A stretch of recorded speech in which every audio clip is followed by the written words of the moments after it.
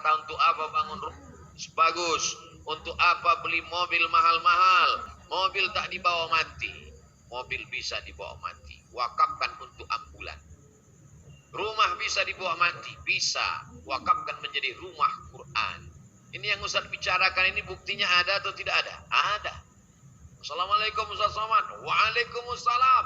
Kami mau menyerahkan rumah 9 kamar, 2 lantai, halamannya luas sampai ke belakang.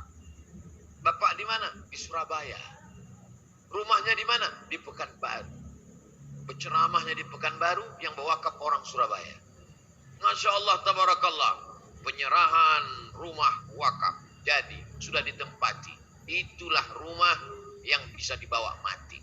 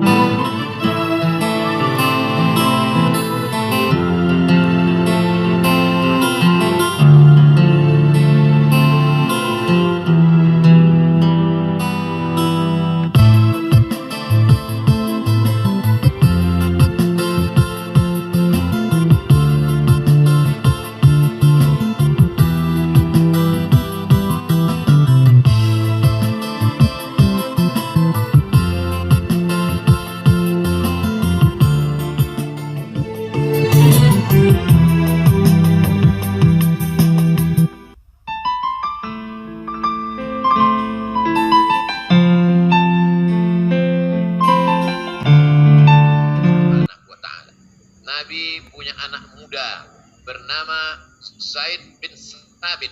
Zaid bin Sabit menjadi penterjemah Nabi. Dan ketika itu dia berusia, saat Nabi meninggal umurnya isrun sana, 20 tahun. Nabi ketika itu berada di kota Madinah 10 tahun. Maknanya waktu Nabi pindah umur Zaid bin Sabit 10 tahun. 11, 12, 13, 14, 15, 16, 17, 18, 19, 20. Diangkat Nabi, dia menjadi penterjemah. Surat-surat orang Yahudi yang datang diterjemahkannya. Berapa lama dia belajar bahasa Yahudi itu? Ta'allamtuhu wa hadzaqtuhu. Aku belajar secara mendalam nisfa syahrin, setengah bulan. Jadi anak-anak muda belajar Al-Quran, belajar pencaksilat, belajar bahasa Inggris, belajar bahasa Belanda. Itu bukan cerita yang baru di Kota Padang, di bumi Minangkabau. Karena dulu mereka sudah belajar itu di surau-surau. Mereka mempertahankan negeri ini melawan Belanda.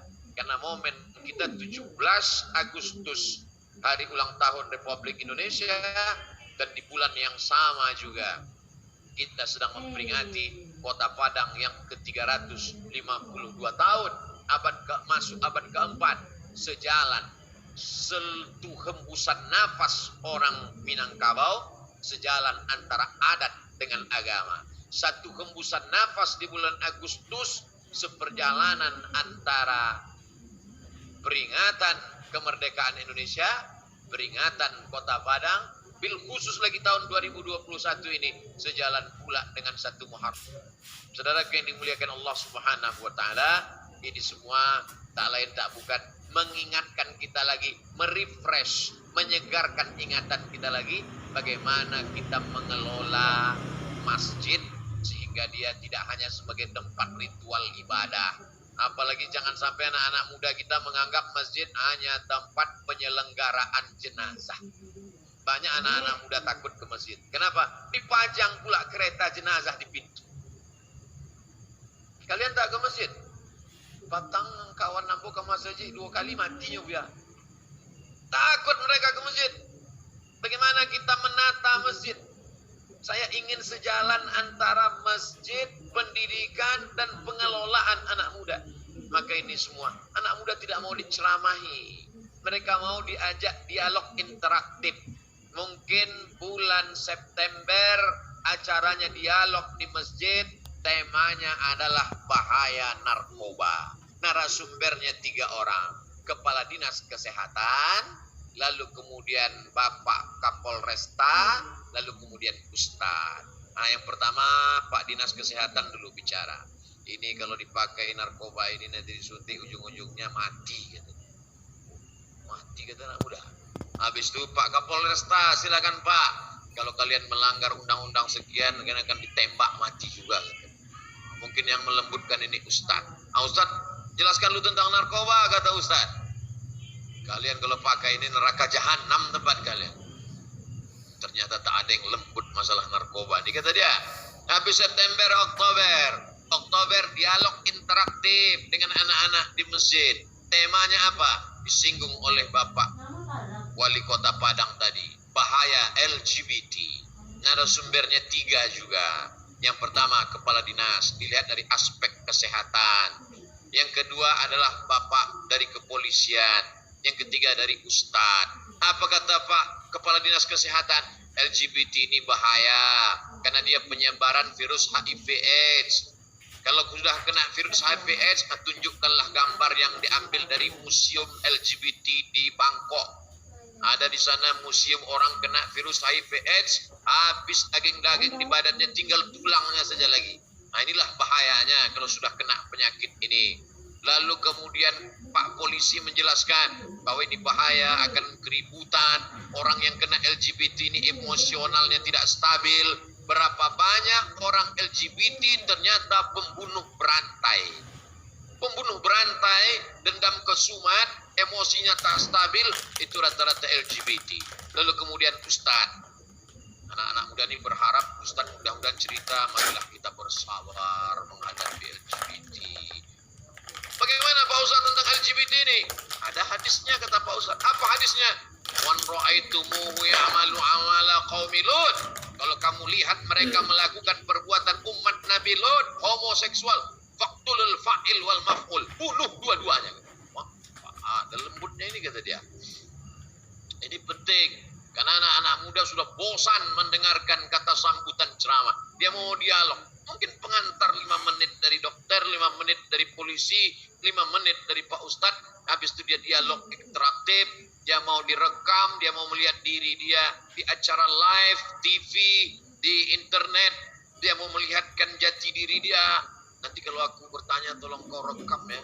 Mana nanti. Nah, ini semua adalah proses pembelajaran. Ini semua mesti kita awali dari masjid. Jangan sampai orang menganggap masjid itu tempatnya orang pensiun. Saudara yang dimuliakan Allah Subhanahu wa taala. Jadi Nabi tidak hanya mengajak kita membangun fisik, tapi juga membangun isi masjid. Jadi ke depan kalau masih ada surau yang anak-anak tidak mengaji, kita hidupkan. Kalau ada rumah kosong, mari serahkan, dibuat dia menjadi rumah Quran. Diwakafkan bagus. Tak sanggup wakaf selamanya, wakaf manfaat aja dulu. Datangi para alim ulama, buya-buya kita. Buya, itu ada rumah saya mau wakafkan. Tapi wakaf manfaat aja dulu setahun, saya tengok. Kalau bagus kita perpanjang. Kalau lebih bagus lagi saya serahkan semuanya wakaf untuk lillah ta'ala. Bagus. Inilah mati membawa rumah. Ada orang berkata, untuk apa bangun rumah? Bagus. Untuk apa beli mobil mahal-mahal? Mobil tak dibawa mati. Mobil bisa dibawa mati. Wakafkan untuk ambulan.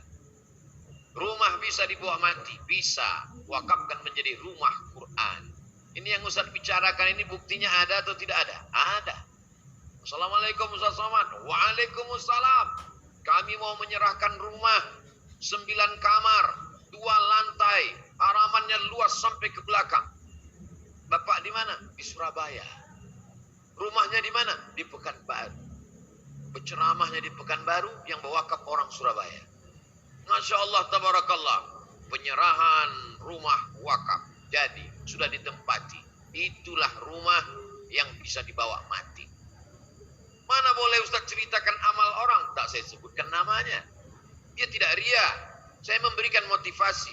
Mungkin banyak orang Padang yang ingin mewakafkan rumahnya. Segan dia. Tapi setelah ceramah Abdul Somad malam ini, insya Allah berduyun-duyun, insya Allah mereka datang besok. Banyak juga setelah saya cerita wakaf menyerahkan tanah. Begitu mau digarap, rumahnya bermasalah. Kenapa tanah bermasalah ini kalian wakafkan? Karena bermasalah. Itulah maka kami wakafkan Pak Ustaz. Saudara yang dimuliakan Allah Subhanahu wa taala, ma'akal tafafnaita, yang kau makan busuk, Wa ma labista fa ablaita, yang kau pakai lapuk. Wa ma tasaddaqta fa amdaita, yang kau pakai lapuk, yang kau makan busuk, yang kau wakafkan itulah yang akan kekal abadi. Rumah wakaf, mobil wakaf, masjid wakaf. Poin yang kedua adalah bahwa ketika Nabi Shallallahu Alaihi Wasallam sampai ke kota Madinah, dia buat pasar yang baru. Kenapa dibuat pasar baru? Karena pasar yang lama ini riba. Dibuat pasar yang baru. Di mana letak pasar yang baru itu? Dari pintu Babus Salam.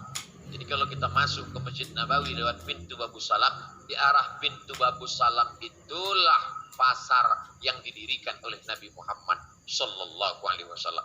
Barulah kita paham kenapa Yahudi itu marah dengan Nabi. Seandainya Nabi mengajak orang sholat berjamaah, Yahudi tak marah. Seandainya Nabi mengajak puasa Senin Kamis, Yahudi tak marah. Seandainya Nabi mengajak orang berzikir Abdul Dzikri fa'lam annahu la ilaha illallah, Yahudi tak marah. Kenapa Yahudi marah? Karena periuk belanga ekonomi mereka terganggu dengan pasar yang baru saja dibuat Nabi. Pasar Islam. Bedanya pasar ini dipenuhi oleh riba. Riba ini luar biasa. Sampai-sampai tidak ada bahasa yang paling mengerikan dipakai kecuali orang kita yang menggunakan kata bagi orang yang melakukan riba. Apa bahasa orang kita menyebut riba? Lintah darat. Semua yang di laut, yang di air, kalau sudah naik ke darat, mengerikan. Lintah darat sama buaya darat. Lintah darat nih kalau sudah naik ke atas, habis dicekiknya masyarakat. Dia masuk ke petani madu. Di saat setahun 12 bulan, ada 4 bulan madu itu tidak berhasil. Disitulah lintah darat ke kampung-kampung menebarkan duit. Siapa yang mau pinjam duit? Kalian yang tak bisa menyekolahkan anak, kalian yang tidak bisa membelikan belanja untuk istri, duit, dia ulur duit. Nanti begitu madu lebah mulai naik ke atas pohon, disitulah dia akan mematok harga madu pada bulan ini sekian. Orang sudah terjerat. Itu terjadi pada petani lebah. Ustaz tahu dari mana? Saya berjalan kaki sampai masuk ke hutan petani lebah melihat. Diselamatkan ini oleh siapa? Oleh ekonomi syariah yang memberikan pinjaman. Di pasar-pasar dia cari pedagang-pedagang yang dalam kesusahan. Silakan. Tapi kemudian dia jerat leher pedagang dengan pinjaman bunga yang luar biasa. Tak terhitung tak berapa orang yang datang ke saya minta tolong terjerat riba yang luar biasa. Makanya ancaman untuk riba itu Masya Allah. La'anallahu akilar riba. Allah melaknat orang yang makan riba. Wa mukilahu, orang yang mewakilkan transaksi riba.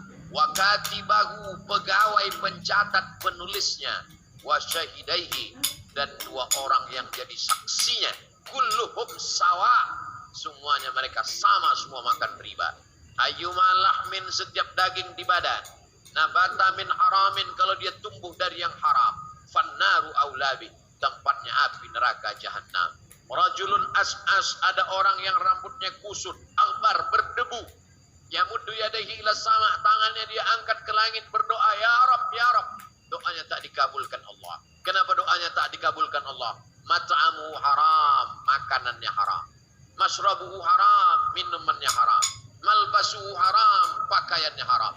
Wa ghudhiya bil haram, disuapkan ke dalam mulutnya makanan yang haram. Anna yustajabulah, mana mungkin doanya dikabulkan Allah Subhanahu wa taala. Riba ini luar biasa. Sampai pada malam Isra Mi'raj, Nabi melihat orang yang makan riba itu azabnya amat sangat mengerikan. Maka alhamdulillah, poin kedua yang ingin saya sampaikan bahwa pasar kita sudah selamat dari riba. Dari mana Ustaz tahu pasar di Kota Padang selamat dari riba? Sayup-sayup berita itu sampai ke telinga saya di Pekanbaru. Bank Nagari sudah berubah menjadi Bank Nagari Syariah. Begitu yang sampai ke tempat saya. Maka ini berita kemana-mana sesudah ceramahkan. Siapa yang mau dapat pahala menyelamatkan orang dari makan haram, Bank Aceh Aceh. Yang kedua, Bank NTB. Yang ketiga, Bank Nagari. Yang keempat, Bank Riau Kepri. Maka ini sajalah yang selamat. Yang lain itu menuju selamat. Jadi kalau mereka berdoa, Allahumma inna nas'aluka, tak bisa salamatan fiddin. Allahumma inna nas'aluka menuju salamatan fiddin. Belum selamat. Agamanya Islam. Pagi petang didoakan dia Assalamualaikum. Assalamualaikum itu bukan selamat pagi. Assalamualaikum artinya selamat engkau dari neraka jahanam. Itu arti Assalamualaikum. Makanya tak boleh diucapkan pada orang yang tak selamat. Diucapkan hanya pada orang yang selamat. Maka di antara orang yang selamat dari riba, Bank Aceh, Bank NTB, Bank Nagari Syariah, Bank Riau Kepri. Maka ini yang selamat, menuju keselamatan. Lain daripada itu, na'udzubillah. Ini ceramah saya ini kalau di-upload nanti banyak yang tersinggung, banyak yang marah. Saya tak peduli. Karena saya diam pun dibulinya juga. Bagus saya berbunyi. Saudara yang dimuliakan Allah Subhanahu wa taala, wa in tuti' aktsara man fil ardi. Kalau kau ikut orang kebanyakan di atas muka bumi ini, yudilluka an sabilillah. Mereka akan menyesatkanmu dari jalan Allah Subhanahu wa taala. Kalau satu orang, dua orang, tiga orang kita dengar, tak apa-apa. Tapi ini riba. Iya, kapan lagi kita mau dapat yang halal kalau tidak riba? Ini pun tak apa-apa. Nanti kita istighfar, selesai itu kata dia. Kita tanya lagi sama tetangga depan, riba itu tak apa-apa. Kita tanya tetangga belakang, riba itu tak apa-apa. Kita tanya kawan di kantor, riba itu tak apa-apa. Lama-lama kita pun berkata, riba tak apa-apa. Padahal dia apa-apa. Berbahaya bagi masa depan kita. Hidup ini singkat, tapi azab yang akan kita terima, Masya Allah, tabarakallah. Alhamdulillah Pak Ustaz, bupati kami rajin sholat duha, bupati kami rajin sholat tahajud, bupati kami rajin baca yasin, bupati kami rajin puasa Senin Kamis. Bukan itu amal bupati. Sholat duha, sholat tahajud, baca Quran Senin Kamis, itu amal emak-emak. Ama-ama pun sanggup melakukan itu. Baca Quran, puasa Senin Kamis, sholat duha, sholat tahajud, siapapun bisa. Lalu amal bupati, wali kota, gubernur itu apa? Membuat keputusan yang menyelamatkan orang dari makan haram. Di antaranya adalah merubah dari konvensional menjadi syariah. Itulah amal yang tak bisa dilakukan Ustaz Abdul Somad. Itulah amal yang tak bisa dilakukan oleh siapapun kecuali orang yang ada segenggam kekuasaan di tangannya. Nanti begitu ditanya Allah di padang mahsyar, hei Gubernur Aceh, apa yang kau lakukan? Aku sudah mensyariahkan bank konvensional. Masuk kau ke surga. Hei Gubernur Nusa Tenggara Barat, apa yang kau lakukan? Aku sudah mensyariahkan bank konvensional. Masuk kau ke dalam surga aja nanti berdaus. Gubernur Aceh udah lama nunggu kau dalam. Hai Gubernur Sumatera Barat, apa yang kau lakukan? Beserta bupati dan wali kota, kami sudah mensyariahkan bank konvensional. Masuk ke dalam. Mereka yang buat dari tadi belum dapat rendang, dari tadi menunggu mereka dalam. Tiba-tiba tanya gubernur satu lagi, kau selama jadi gubernur wali kota apa yang kau lakukan? Kami sholat duha, sholat tahajud, habis sholat witir. Apa? Cuma itu yang bisa kau lakukan. Bagus kau jadi mama. Segenggam kekuasaan di ujung tinta pena, sama maknanya dengan darah para syuhada di hadapan Allah Subhanahu wa taala. Ini ceramah saya ini kalau dipotong, makin semangat orang mencalonkan diri jadi bupati dan wali kota 2024. Kenapa? Karena dengan itu dia cepat masuk ke dalam surga Allah. Bukan saya buat-buat, hadis Nabi, sab'atun yuzilluhumullah, ada 7 golongan yang dapat naungan atap dari Allah. Yauma la zilla illa zillu. Hari itu tak ada naungan, hari itu tak ada atap di padang mahsyar, panas terik, menggelegak mendidih otak sejengkal matahari dari kepala. Tak dibawa, tutup kepala. Ini pun tinggal kalau mati. Ada saya satu lagi situ. Tapi kata Nabi ada 7 golongan yang mendapatkan naungan. Siapa dia? Al-Imamul Adil. Pemimpin yang adil. Dia tak takut ucapan manusia. Yang dia takut hanya Allah Subhanahu wa ta'ala. Ini hanya bisa diperoleh dengan kekuasaan. Kekuasaan bukan hadiah. Kekuasaan bukanlah bonus tanpa ada efek di balik kekuasaan. Kekuasaan itu penuh dengan kabar gembira dari Nabi. Tapi di balik kekuasaan itu juga ada tanggung jawab yang luar biasa. Maka di antara ciri Madinah adalah Nabi membuatkan pasar khusus. Dan Nabi mengontrol pasar itu. Nabi masuk ke pasar, dimasukkannya tangannya ke dalam tepung gandum, ke dalam tumpukan korma, ada korma bertimbun, dimasukkan Nabi tangannya ke dalam. Ya sahibat ma'am, penjual korma, kenapa korma yang di luar kering? Kenapa korma di dalam basah? Asobahul mator, kena hujan ya Rasulullah. Korma kalau basah berjamur, busuk. Korma yang bagus kering. Kenapa di dalam dibasah? Rupanya waktu menyendoknya mereka masukkan yang kering, yang basah mereka tekan ke dalam. Maka kata Nabi, man ghasyana falaysa minna. Siapa yang menipu bukan golongan umat Muhammad sallallahu alaihi wasallam. Nabi beserta sahabat masuk ke pasar mengontrol. Lalu kemudian timbangan. Satu surat khusus berkaitan dengan timbangan. Wailul lil mutaffifin. Celakalah orang yang curang timbangan. Alladzina idza talu 'alan nasi yastawfun. Mereka kalau jadi pembeli minta timbangannya penuh. Wa idza kaluhum aw wazanuhum yukhsirun. Tapi kalau mereka menjual, mereka merugikan orang. Sekarang ada ibu-ibu, bapak-bapak kalau ke pasar matanya tajam menengok timbangan. Kurang 2 mata. Tapi menengok surat Yasin tak nampak. Menengok timbangan matanya tajam. Di rumah dia sudah punya timbangan. Kalau dia timbang di situ 1 kilo, di rumah dia timbang lagi. Begitu ditimbang di rumah ternyata 9 on, dia foto, besok dia bawa. Nih timbangan saya di rumah. Ketika membeli dia mau penuh, tapi ketika dia menjual dia mengurangi. Kalau 3 ini kita jaga, masjid sebagai pusat peradaban, lalu kemudian pasar kita jaga, lalu kemudian kerukunan antar sesama umat, intern sesama umat Islam. Ada Perti, ada Muhammadiyah, ada Nahdlatul Ulama, ada Al-Wasliyah dengan berbagai macam faksi-faksinya, mazhab-mazhabnya, intern, ekstern, sesama negara kesatuan Republik Indonesia. Maka insya Allah negeri ini akan tetap menjadi baldatun thayyibatun wa rabbun ghafur. Tahun 2021 ini kita tidak bisa berjumpa bertatap muka, melalui online saja. Saya diberitahu bahwa yang bisa ikut, masyarakat Kota Padang yang bisa mengikuti program malam ini 1000 orang. Makanya saya bersemangat, yang saya bayangkan ini 1000 orang. Bayangan saya 1000. Tahun depan insya Allah setelah COVID ini pulang kampung, maka kabarnya COVID ini tidak pulang kampung karena dilarang mudik. Jadi dia tidak balik-balik. Maka insya Allah dia pulang kampung, menyambut ulang tahun Kota Padang Agustus 2022, ulang tahun yang ke-353. Insya Allah kita bisa bertatap muka. Amin. Amin. Takutnya COVID pergi, kita pun ikut pula pergi. Insya Allah tidak begitu.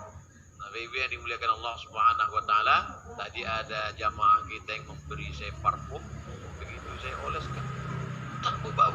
Rupanya masker belum dibuka. Nah, saya tak begitu cemas, Pak Wali yang cemas. Tak berbau nih Pak Wali. Gawat kata Pak Wali. Nah, rupanya masker. Jadi masker ini kita pakai tapi jangan sampai lupa membuka. Saudaraku yang dimuliakan Allah Subhanahu wa taala, itulah yang dapat saya sampaikan. Saya mulai jam 8.20, sekarang jam 9.20. 60 menit. Mari di akhir majelis kita berdoa untuk Kota Padang, untuk para pemimpinnya, untuk masyarakatnya. Allah menjadikan negeri ini baldatun thayyibatun wa rabbun ghafur. Al-Fatihah. A'udzubillahi minasyaitonir rajim. Bismillahirrahmanirrahim. Alhamdulillah rabbil alamin arrahmanir rahim maliki yaumiddin. Iyyaka na'budu wa iyyaka nasta'in ihdinas siratal mustaqim. صراط الذين أنعمت عليهم غير المغضوب عليهم ولا الضالين آمين اللهم اجعل هذا البلد بلدا آمنا مطمئنا jadikan kota Padang negeri yang aman, negeri yang tenang, terbuka pintu rezeki dari segala penjuru. Allahumma ikkana rizquna fis sama fa'anzil. Kalau rezeki kami masih tergantung di langit, turunkan ke kota Padang. Wa ikkana fil ardi fa'akhrijhu.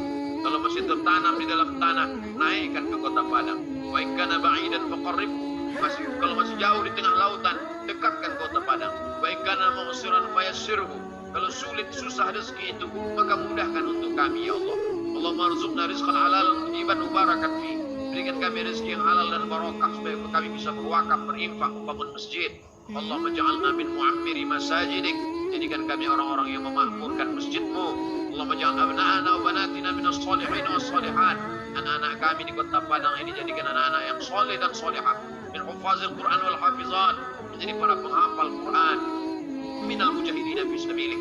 Mereka mujahid menolong agamamu dengan harta dan nyawa mereka ya Allah.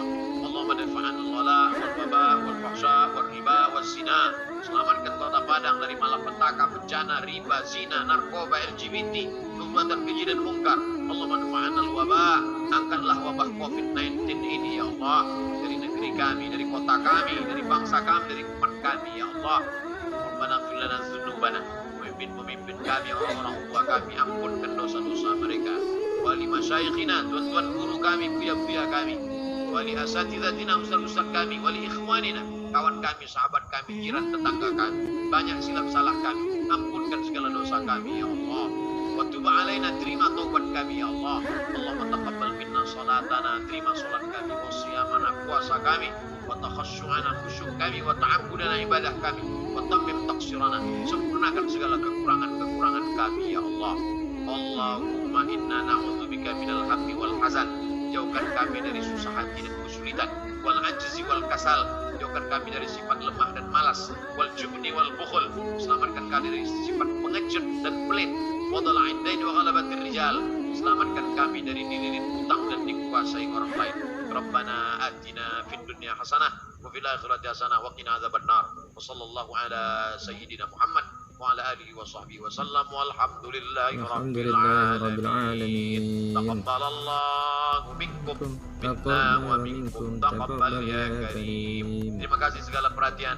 Mohon maaf segala kesilapan dan kekhilafan. Akhirnya saya ucapkan selamat hari ulang tahun Kota Padang yang ke-352. Semoga negeri ini tetap madani, menjadi negeri yang baldatun thayyibatun wa rabbun ghafur.